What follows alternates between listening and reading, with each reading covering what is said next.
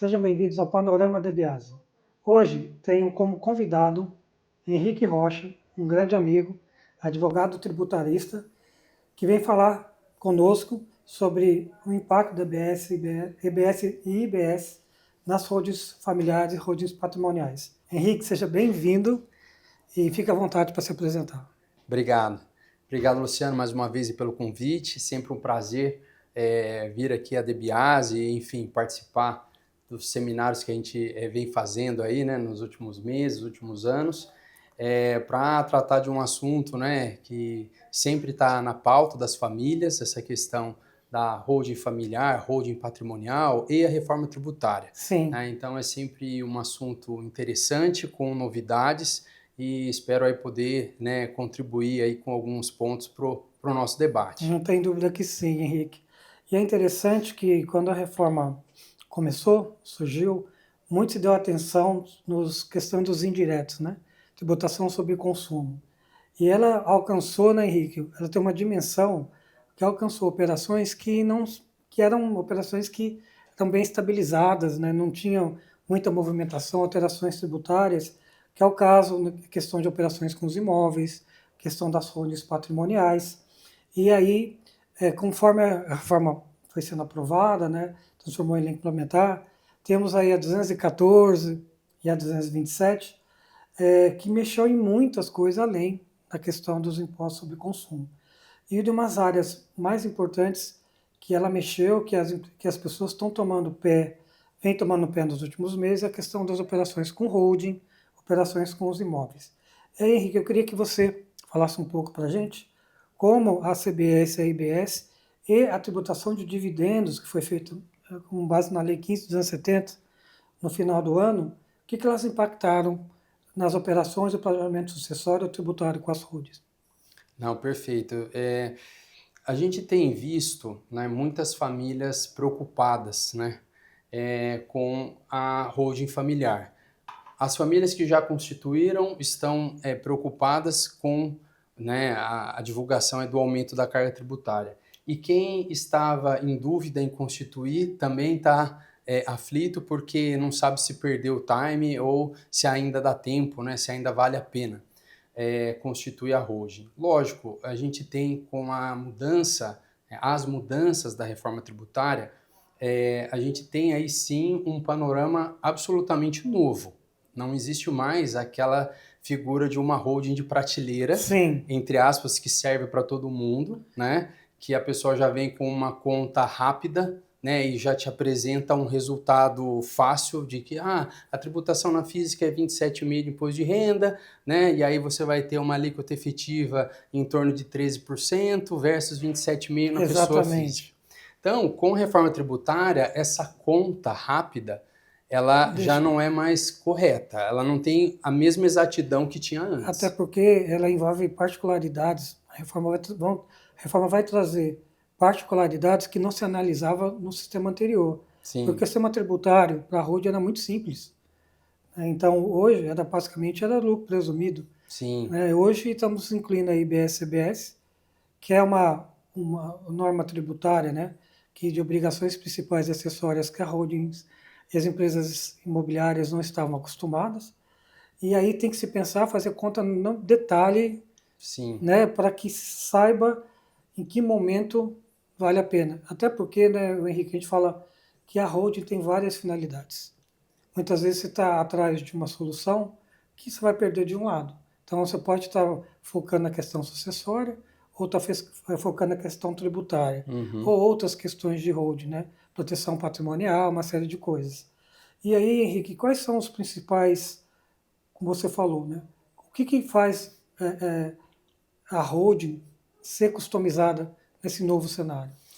A gente, como você bem pontuou, você tem uma figura, né, da holding que seria uma holding pura, vamos dizer assim, que seria uma Sim, holding para ter o controle de acionário, outras né? empresas, né, controle de participação societária. E aí você tem uma holding que seria uma holding patrimonial, uma holding imobiliária, que teria aí como ênfase, né, o rendimento de compra e venda, locação de bens imóveis. Então, todas elas fazem parte aí de um conjunto de empresa familiar, né, de holding familiar. Sim, Mas a gente distingue, né, uma holding pura, em sim. que ela só tem essa atividade de Atividade de controle, investimento. exato, de uma holding mista, que ela pode ter participação societária em outras empresas e a questão da locação. E ainda você tem uma holding só de locação e administração de bens imóveis próprios, né, que Isso. é muito comum.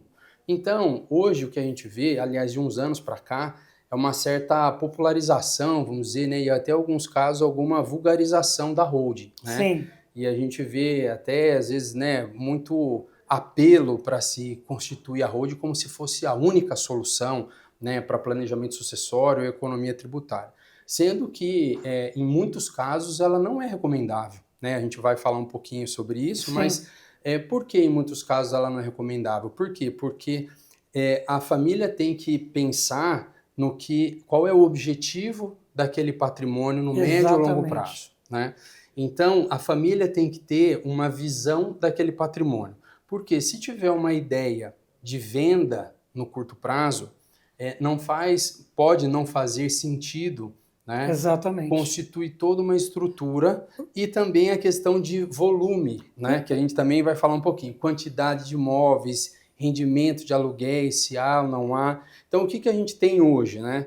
Hoje a gente tem a figura do lucro presumido e o PIS/COFINS cumulativo, Sim, né? O PIS/COFINS cumulativo, a gente tem aí 13,65, né, de PIS/COFINS, exatamente.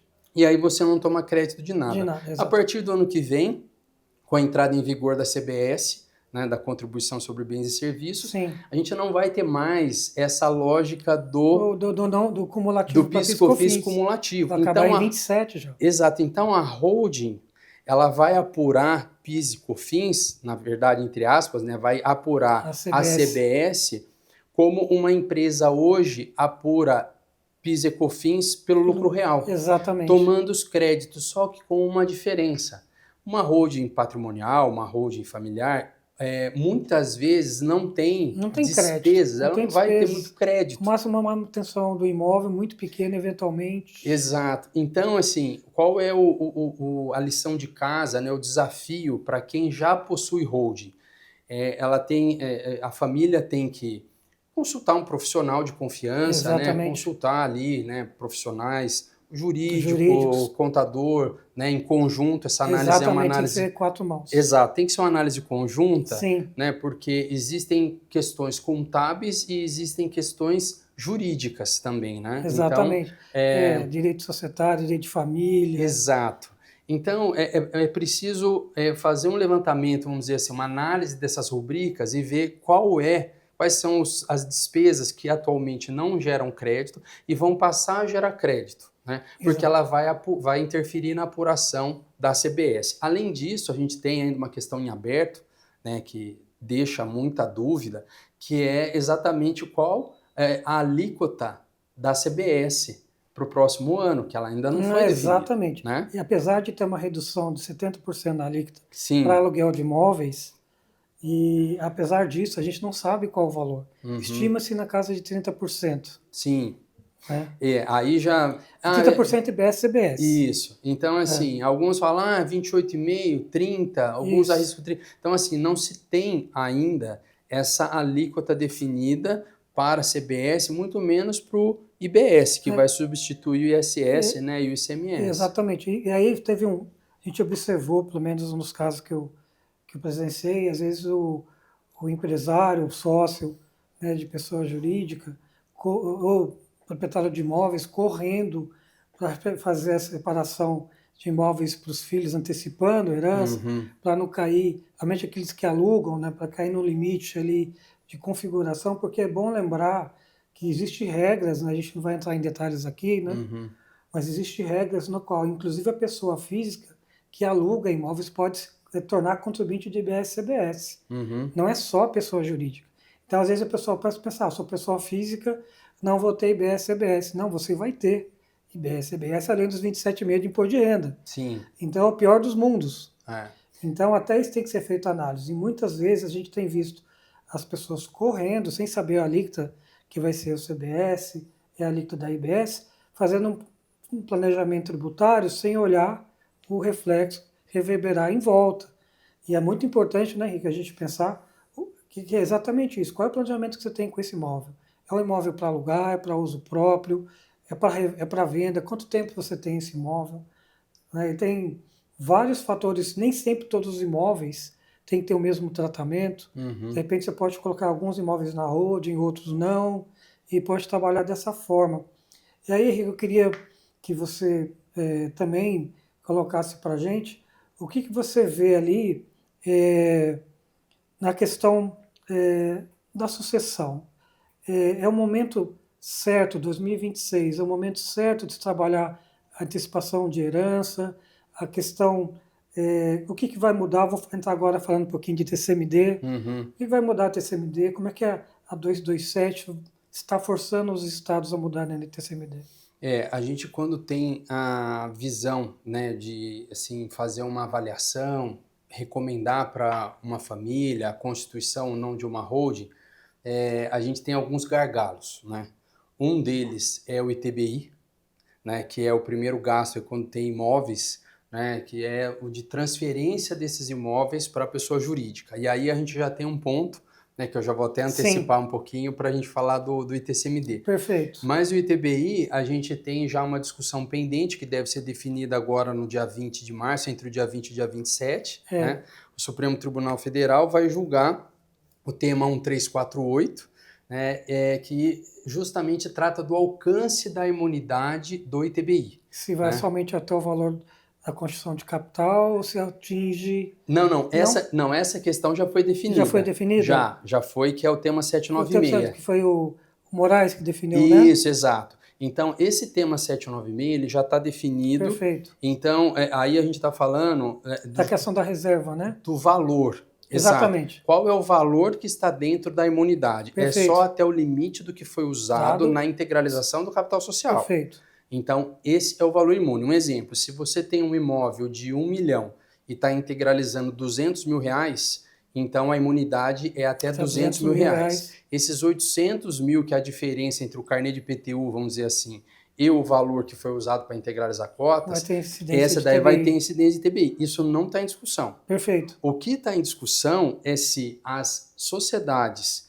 que têm atividade imobiliária preponderante, ou seja, receita preponderante de locação de bens imóveis ou compra e venda de imóveis próprios, se essa sociedade ela tem direito à imunidade, independente da preponderância da receita. Exatamente. Né? Então, isso tem, assim, sido um ponto de interrogação, de insegurança, um freio de mão, né, para muitas famílias. Por quê?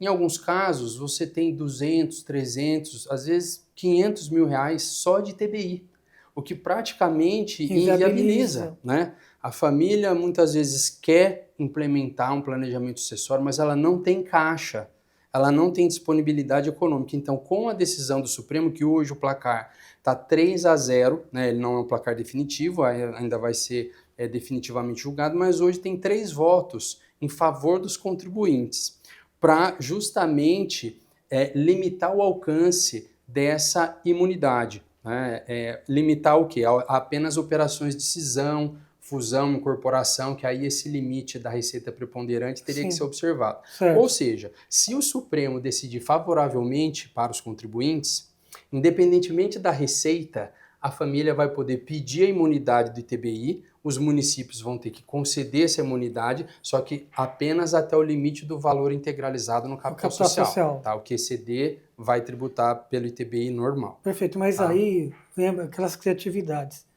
Você acha que vale a pena você fazer a transferência para uma holding que tenha outras receitas no primeiro momento? Porque tem um prazo, se não me engano, 2 ou 3 anos futuros que ela pode ter outra receita preponderante sem ter receita de aluguel, maior que a receita de aluguel. Isso. E aí depois fazer uma cisão? Então, aí você tem a empresa nova, o prazo é de até 3 anos. 3 anos, né? exatamente. Isso. E uma empresa já constituída há mais de 2 anos, são 2 anos anteriores e 2 anos posteriores. Tá. Em todos esses anos, você teria que ter uma receita maior do preponderante então de aluguel. Isso, de uma outra atividade operacional. Ou seja, que seja uma holding mista, vamos falar assim. Exato, né?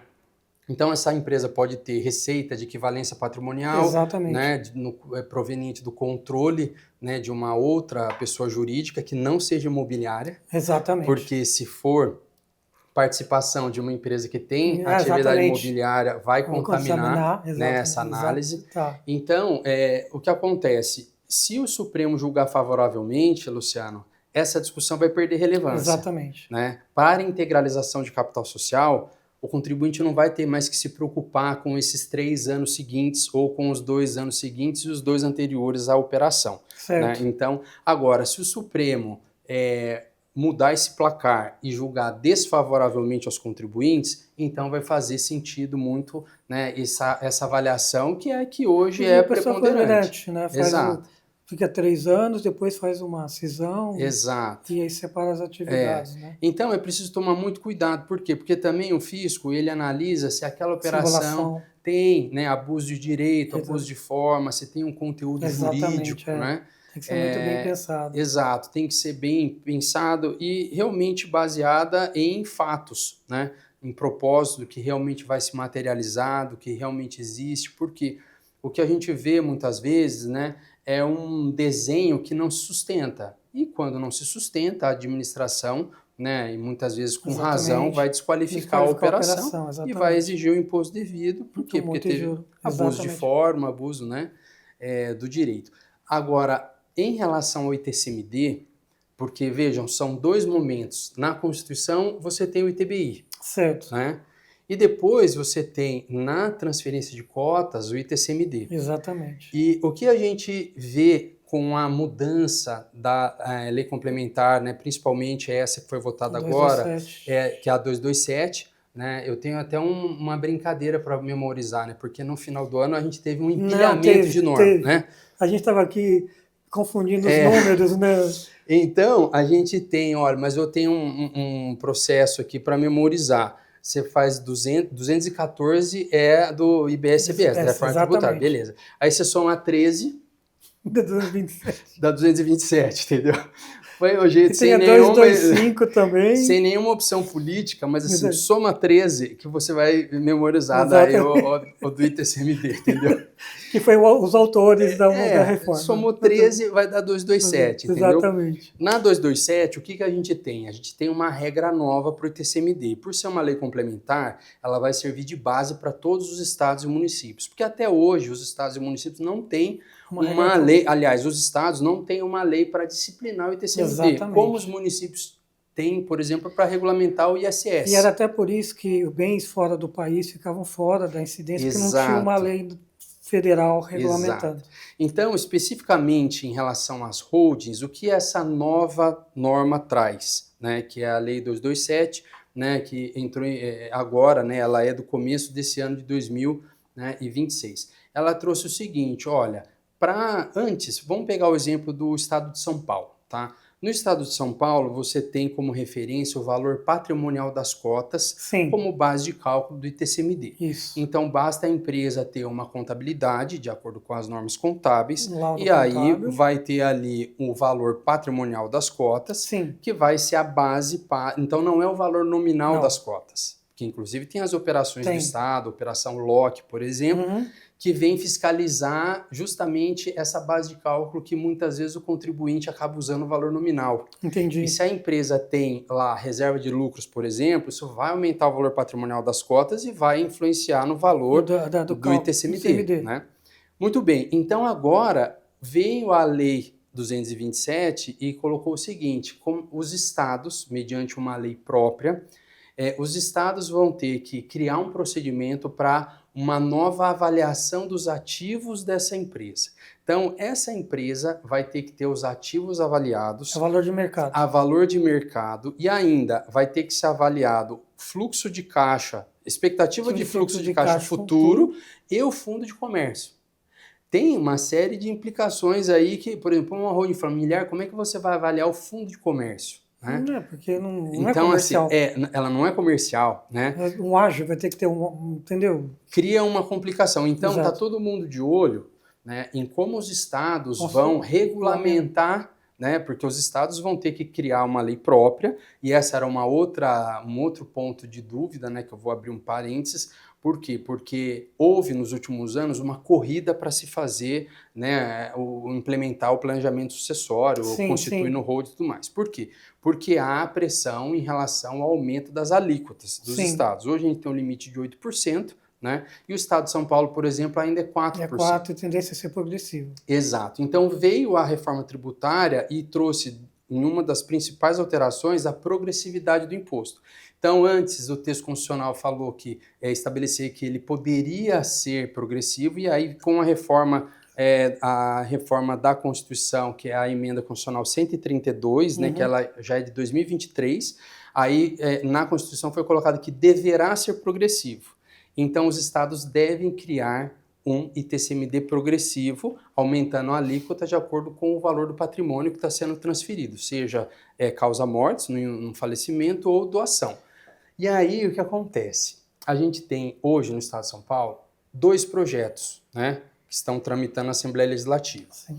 Um deles, ele traz alíquotas progressivas, né, ele chega até um limite aí de 8%, que é o limite que é estabelecido pelo Senado, então vai de 2 a 8%. E um mais recente, ele vai de 1 a 4%. E isso, assim, foi um motivo de grande surpresa. Por quê? Porque todo mundo imaginou que viesse um projeto, né, que todos os projetos, aliás, viessem no sentido de De aumentar aumentar, ali. né? E não de criar uma progressividade de 1 a 4. Ok, mas são projetos que ainda não foram definitivamente analisados mas a expectativa é de que eles sejam emendados ou que venham novos projetos para trazer essa regra de se atualizar valor de mercado dos ativos, porque nenhum desses projetos tem essa regra de atualização de valor de mercado dos ativos. Entendi. Então imagina uma hold que teve o capital integralizado com 8 imóveis, todos lá no valor do imposto de renda, entre Exatamente. 200, 400, 600 mil reais. E o valor de mercado deles hoje é de 1 milhão, 2, 3 milhões. Então imagine, a administração vai ter que criar um procedimento para que essas empresas atualizem Atualizem. os ativos a valor de mercado, considerem fundo de comércio. Esse é um ponto também de muita dúvida, porque se houver participação societária em outras empresas, será que vai ter, então são empresas operacionais. Nacionais. Eu vou ter que Tem uma fazer avaliação da empresa que está fundo de embaixo. comércio das que estão Não, embaixo, fazer uma... subir isso para refletir em Exatamente. cima. Então, vai aumentar e muito o valor de TCMD. Bom, uma coisa interessante que você lembrou agora, que quando a gente fala de TCMD, a gente costuma focar na questão patrimonial. Mas se você tiver uma holding de investimento, uma holding pura, e for transferir as cotas, questão ou de planejamento sucessório, você vai ter que avaliar a empresa investida. Exato. E a empresa investida tem forma de avaliação já, Sim. fluxo de caixa ou EBITDA, depende do que é utilizado. E ainda você tem a questão das holdings patrimoniais e familiares, que os imóveis não estão alugados, são de uso da própria família.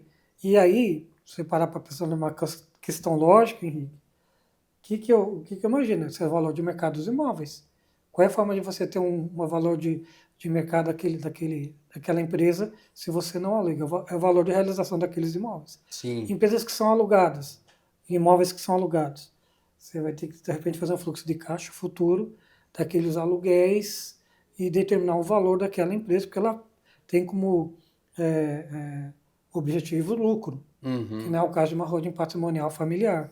Henrique, interessante que a gente estava conversando um pouco antes, e você falou na questão, né, a gente estava na própria lei complementar da reforma tributária, 214, ela fala da tributação de atividades não onerosas. E aí a gente estava falando da questão de um planejamento, né, da questão, porque qual é o risco? Se a família põe um imóvel na holding patrimonial e ela usa aquele imóvel, seja o imóvel que ela mora ou imóvel de veraneio, corre o risco dela tributar como receita de atividade não onerosa.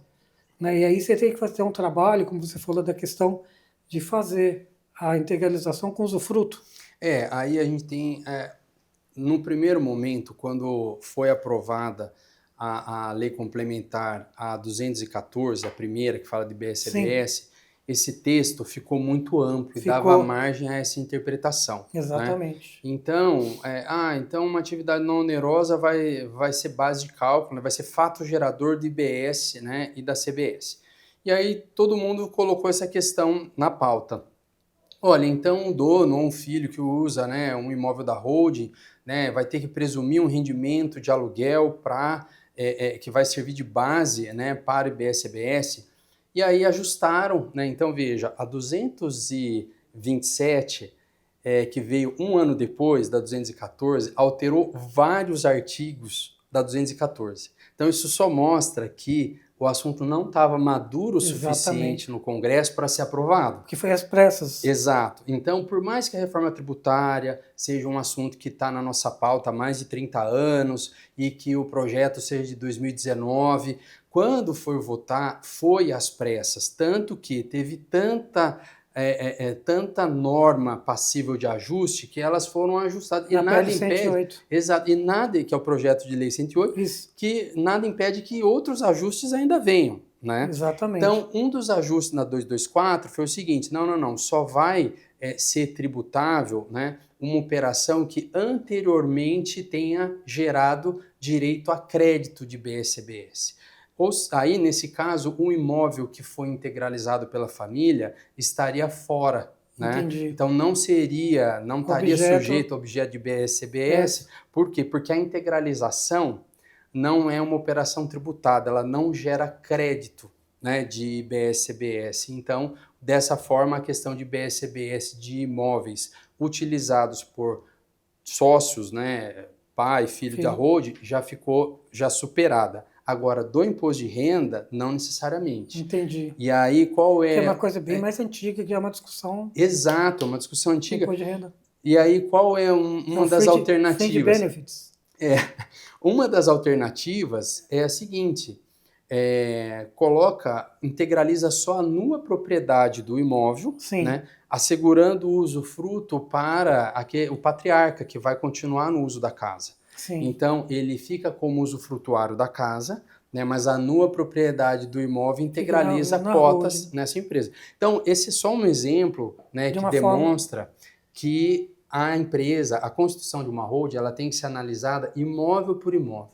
Não existe lote. Exatamente. Né? Não existe holding de prateleira. Porque tem imóveis que podem entrar, imóveis que não podem, situações familiares também. Exato. Então, a família tem que participar ativamente desse processo, indicando qual a finalidade que ela tem, qual o objetivo que ela tem para aqueles imóveis no curto, médio e longo prazo, para que o profissional que vai assessorar possa considerar todos esses detalhes e implementar uma holding que, como diz aí no popular, pare em pé. Exatamente. Né? Que ela pare em pé e seja funcional, porque é ruim quando o empresário ele não entende o que tá, ou o cliente ele não entende o que foi feito. Então, quando ele não entende o que foi feito, a tendência é ele bater na porta e falar o seguinte: olha, eu estou arrependido, né? Então, a pessoa fala, por que você está arrependido? Ah, porque ele não entendeu, então. Aí, muitas vezes, você tem que retomar todo o histórico, e por isso tem que ter esse histórico, para a pessoa relembrar, e aí falar assim, não, realmente faz sentido, fiz dessa forma, né, estou entendendo, porque, infelizmente, o que muitas vezes a gente vê é um trabalho incompleto, né, e no trabalho incompleto, muitas vezes o imóvel não foi nem transferido no cartório de registro de imóveis. Já vi isso acontecer. Só existe um contrato social registrado na junta com a relação dos imóveis, já vi isso acontecer. Mas eles não foram transferidos. Então, se esse patriarca vier a falecer... Vai dar problema com família, vai tudo para o inventário. Vai tudo para o inventário. Tudo para o inventário. Eu tive um problema com uma instituição de saúde, uma empresa na área de saúde com esse problema. Eles constituíram uma holding com imóvel da pessoa física, que era um imóvel funcional na atividade, e estava lá e não tinha sido transferido as cotas. E estava em nome da física, e aí... Incompleto, e a empresa pagando aluguel para a holding. E aí você vê, podia até desqualificar a operação de aluguel para a holding, cobrar da pessoa física, o imóvel está no nome dele ainda, apesar de confusões.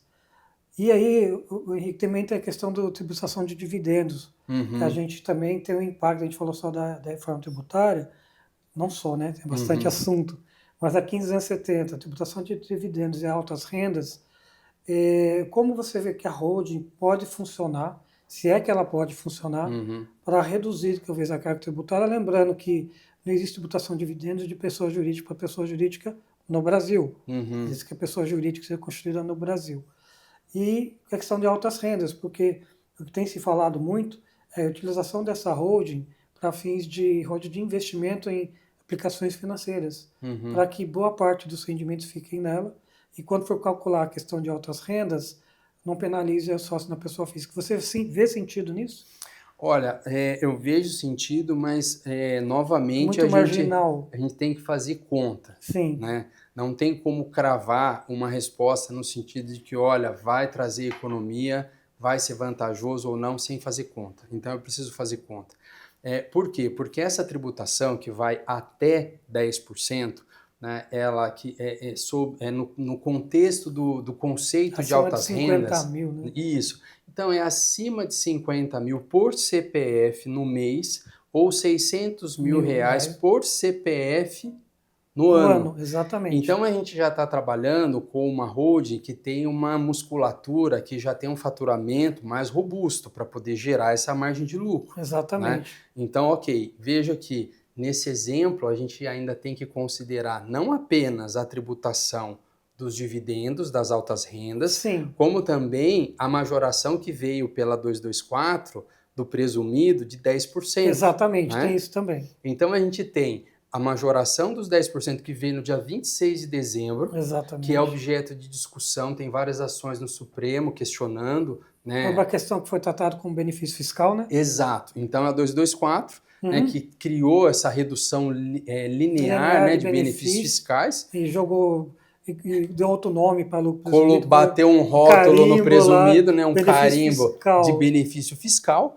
né? Então veja, quem está constituindo a holding ou quem já tem a holding, os dois têm que fazer esse exercício. Por quê? Porque para quem já tem a holding e a receita bruta for superior a 5 milhões no ano, ela Sim, vai ter então a incidência, né, desse adicional aí de 10% do lucro exatamente. presumido. Uhum. Além disso, se os sócios, né, pessoas físicas, tiverem um rendimento superior a 50 mil mês ou 600 no ano, vai ter essa tributação que vai de 0 a 10% sobre os dividendos. Então Exatamente. perceba como não ficou tão fácil, tão simples chegar nessa conta para dizer para o cliente, olha, você vai ter economia ou não. O que se sabe como regra geral é que essa eficiência tributária, essa margem foi muito diminuída. Isso não significa Que que não haja. não haja ou que não vale a pena, porque como você bem pontuou, a holding familiar, ela não tem por finalidade pura e exclusivamente economia tributária. Muito mais do que isso, ela tem como finalidade trazer, implementar um planejamento sucessório, né? Exatamente. Evitando litígios entre os filhos, sucessores, num contexto de inventário, não Ou é? muitas vezes está num planejamento também.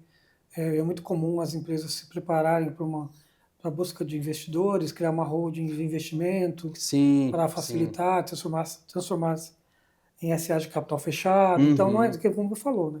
A holding nem só que tem a questão da finalidade dela e do momento dela também. uhum, Às vezes ela vai ser necessária, uma questão de momento. é, E eu vejo assim, na questão de holding, como você falou, são inúmeras variáveis, né, Henrique, que antes não tinham não, tanto peso lá atrás. E você bem lembrou, né, lucro presumido acima de 10%, alíquota de 10%, os dividendos também, porque tem muitas pessoas constituindo holdings para fazer investimentos na holding, o dinheiro que sai da PJ operacional uhum, vai para a holding, fazer investimentos na holding uhum, e retirando, porque daí não adianta, da holding para o sócio, vai cair naquela questão dos 50 mil. uhum, Lembrando que se o sócio tem uma empresa de investimento lá fora, com participação, que é sócio de empresa no Brasil, isso é muito comum. Qualquer real que você mande para fora vai ter os 10%, não está dentro do limite de 50 mil. Então, se sim, você está planejando também construir uma empresa fora do Brasil para se tornar sócio de uma controladora, né? Controlar uma empresa no Brasil também tem um impacto dessa mudança do dividendo, que para quem distribuição de lucro para empresas fora do Brasil tem a questão da tributação de qualquer valor feito. E também teve no final do ano, né, Henrique, aquela correria lá de exigir das das atas, atas. Eu falei, gente, é um atropelo, porque é uma exigência, na minha opinião, ilegal, Henrique. Eu não sou advogado, uhum, mas não existe nada no Código Civil que exija ata para pagamento de definição de lucro para pessoa a empresa limitada. Uhum. A SA de capital aberto tem a prerrogativa da Lei 6.404, que permite até abril para você Uhum. definição. Você não pode aprovar a distribuição de lucro sem uma assembleia, sem uma EGO. Então, empresas que não têm contabilidade fechada, para mim, falando como contador e que vem acompanhando as mudanças na evolução do Brasil em termos de contabilidade, desde a IFRS, né, você também, Uhum. né, conhece contabilidade, e para mim foi um tiro no pé, uma involução, na minha opinião, por uma questão simplesmente de necessidade de caixa do governo. Então, atropelou-se a lei das SAs, atropelou-se o Código Civil, fizeram situações em que as empresas, os contadores e advogados tiveram que correr, lotou as juntas comerciais, teve a questão da LGPD, inclusive, que Uhum. as juntas barraram. Então, para eu ter uma ideia, quando a gente fala de reforma tributária, os impactos, você que está nos assistindo, para a gente também foi difícil, né, Henrique? Sim, muito. Porque foi, na minha opinião, de uma forma extremamente atabalhoada, e o objetivo não foi a melhoria do sistema, e sim foi financeiro do governo, né, caixa. E aí, Henrique, partindo aí para uma outra, e talvez, né, encerrando nosso bate-papo, que está ótimo, o que você colocasse, na verdade, tem duas questões importantes. Você vê que a holding traz redução de conflito ou mais problemas ainda para os herdeiros e para a legítima, no caso de planejamento sucessório? Se ela for mal formatada, ela vai trazer mais conflito, né? Então, não, ela não é uma bala de prata que vai acabar com todos os problemas. Quando a gente pensa num planejamento familiar, planejamento sucessório, a holding ela não vem sozinha. Então, normalmente ela vem acompanhada de um acordo de cotistas, né, que vai trazer ali as regras de administração e condução da holding. E também nós temos, né, o que é pouco utilizado, mas aí numa visão de governança, né, é preciso pensar aí num protocolo de família, né, um Exatamente. protocolo familiar, que vai ser um documento simples, ele é extremamente flexível. Nesse documento, a família vai estabelecer qual é a relação da família com o patrimônio da holding. Né? Para que, como vai ser o uso? Pode parecer bobagem, mas às vezes tem lá um apartamento de praia, né? Como é que vai Exatamente. ser o uso? Se vai ser locado, né? Quem é que vai usar, né? Para uma família grande? Às vezes tem ali a fazenda, né? Como é que vai ser a exploração da atividade e outras frentes de atividade, né? De exercício da atividade empresarial, por exemplo, Sim, investir em jogos, né? Então, assim, exatamente. isso tem que ser colocado num documento familiar que vai trazer a regra básica, que se chama um protocolo familiar. E aí você, dependendo da estrutura, você pode ter, lógico, um conselho de família, né, Exatamente. estabelecendo ali quais são as Regras. diretrizes para a empresa, e aí você tem uma divisão entre a gestão da propriedade e a titularidade da propriedade, Não, o que é muito difícil. outra coisa a se observar é que não é um tamanho que serve para todo mundo mesmo. Você tem o protocolo da holding familiar patrimonial e Uhum, eu tenho o protocolo que vai para a empresa, pessoa jurídica empresarial, que ela pode ser administrada por uma holding. sim. Então, você atinge objetivos diferentes. É muito comum, né? E é uma questão interessante que no caso da pessoa jurídica, que a gente chama de operacional, né, que é a fonte de renda da família, e você tem uma holding pura ou não, pode ser uma holding mista, é interessante que o protocolo atinge, inclusive, situações que regra de matrimônio para os Sim, herdeiros, sim. sucessão, quem pode não entrar Uhum, na pessoa, sou sócio da pessoa jurídica, diretamente, ou como só trabalhar na pessoa jurídica, né? A uhum, questão de trabalhar, sim, o uso dos ativos da pessoa jurídica, você falou da sim. casa de praia, se vai alugar ou não, holding patrimonial, mas tem também o uso de bens da holding patrimonial, da holding da PJ, né? O uso da marca. Então, às vezes, as pessoas deixam isso de lado, e vale a pena lembrar que esse documento, né, Henrique, não é um documento que tem que ser registrado em junta, Não, não. ele fica fora do contrato social, dando privacidade para a família. Sim, exatamente. É um documento importante que não precisa seguir, né, um rigor, uma formalidade excessiva, que tem que conter ali o essencial. E muitas vezes até se colocam ali cláusulas, condições para o ingresso de familiares para exercer alguma atividade dentro da Gerencial, né? empresa. Exato. Então, tem que ter formação, tem que ter experiência. MBA, Exato. Então, é um exatamente. documento importante e que é extremamente recomendável para as holdings que já passaram toda aquela fase inicial de constituição. Então, isso tudo já está superado. O importante agora é aperfeiçoar esse modelo, Uhum. revisitar as cláusulas, se há ou não um acordo de cotistas, se houver, rever esse acordo de cotistas, se há ou não protocolo familiar, se houver, revisá-lo, se não houver, montá-lo, né, elaborá-lo, porque é Exatamente. importante a família ter essa visão de governança familiar, né, para o negócio. É Costumo dizer fundamental. que em contratos ou protocolos, né, o acordos de cotistas, os acionistas, o importante é o que não está escrito. Onde dá briga é o que não está escrito. Então, realmente tem que ser abrangente e sempre falo supervisionado, né, para um advogado tributarista e societário, porque eu falo que é muito comum questões familiares. A gente está com um caso de um cliente nosso que está num processo inicial e é uma família muito extensa, e aí você cria ali uma questão de ciúmes, por que que o filho do outro pode trabalhar, o meu não, a Uhum, organização, a questão de continuidade, porque quando você não tem uma governança estruturada, o risco de não continuar, de o negócio sucumbir é muito grande nas próximas gerações. Então dá uma segurança, vou falar entre aspas, uma segurança jurídica para o negócio, nas relações entre as pessoas, os sócios do negócio, Henrique. E aí, colocando uma última questão, a gente falou assim na questão na holding, né? A gente falou da quando se aplica. E aí faltou uma última questão, quando não faz sentido ter uma holding. Porque como você vê que quando faz e não faz sentido, porque muitas vezes você falou, a empresa constitui a holding, banalizou a uhum, holding foi banalizada como bala de prata para resolver os problemas. Muitas vezes os contratos são feitos no escritório de contabilidade, muito rapidamente, simplesmente uhum. para iniciar a holding, depois não é revisitado a questão da estrutura jurídica dela, a constituição jurídica dela. Então, na sua visão, qual que você vê de comum, né? Eu sei que num tamanho não serve todo mundo, mas que perfil de família, perfil de estrutura de patrimônio vale a pena construir uma holding e quando não vale? Uhum. Ótima essa pergunta.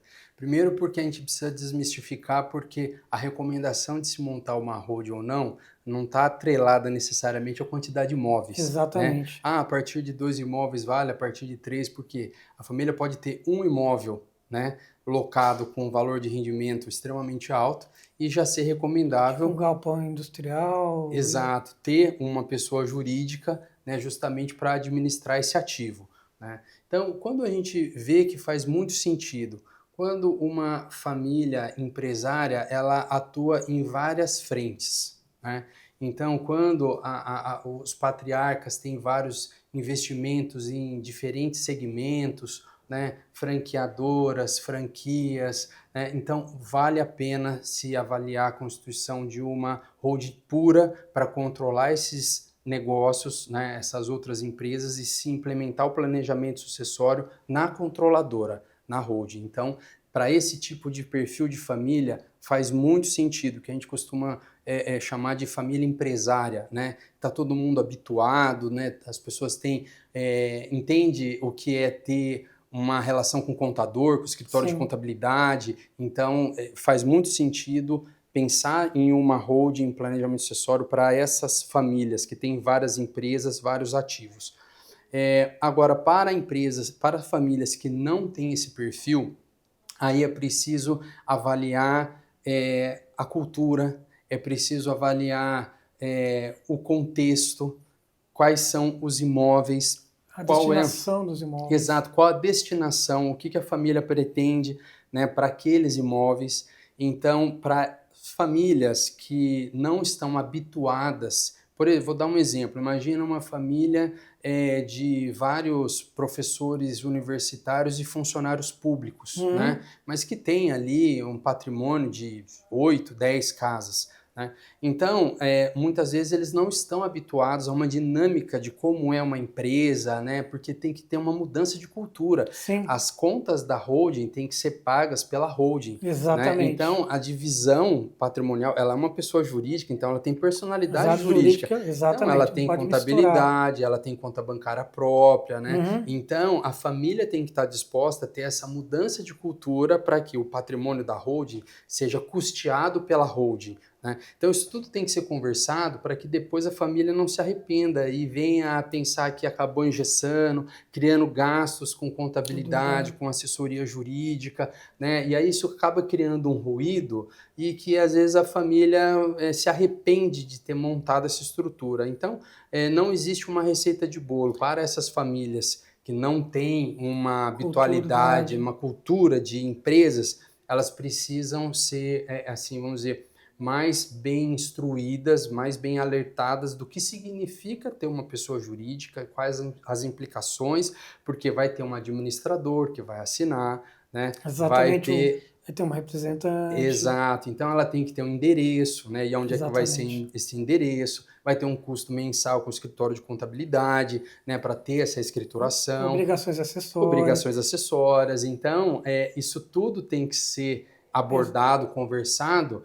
para que depois não venha a ser objeto de discussão. Só aumento de burocracia e não tenha vantagem nenhuma. Exato, e aí acaba sendo até um motivo de Só discussão e de discórdia. litígio Você tem um dentro lucro, da como é que vai distribuir família. o lucro? Participação vai ser igual para todo mundo, Exato, então isso tudo tem que entendeu? ser conversado, E aí né? tem Isso sócio que vai tudo. querer lucro distribuído, tem sócio que vai querer fazer a reforma do imóvel, Tem sócio que vai chegar e vai falar o seguinte: ó, eu não quero saber de nada, eu só quero saber quanto que eu vou vou receber tirar no por fim, mês, exatamente. né? E vai ter outro que vai cuidar dos imóveis, Exato. E aí ele vai querer ganhar mais, e aí o vai, outro pode não eu concordar. quero ser remunerado pela... Então, esse desenho, essas questões têm que ser conversadas Sim, para que elas não sejam, né, o ponto de um partida de uma entrave, fissura e uma uma briga familiar divisão na aí, família.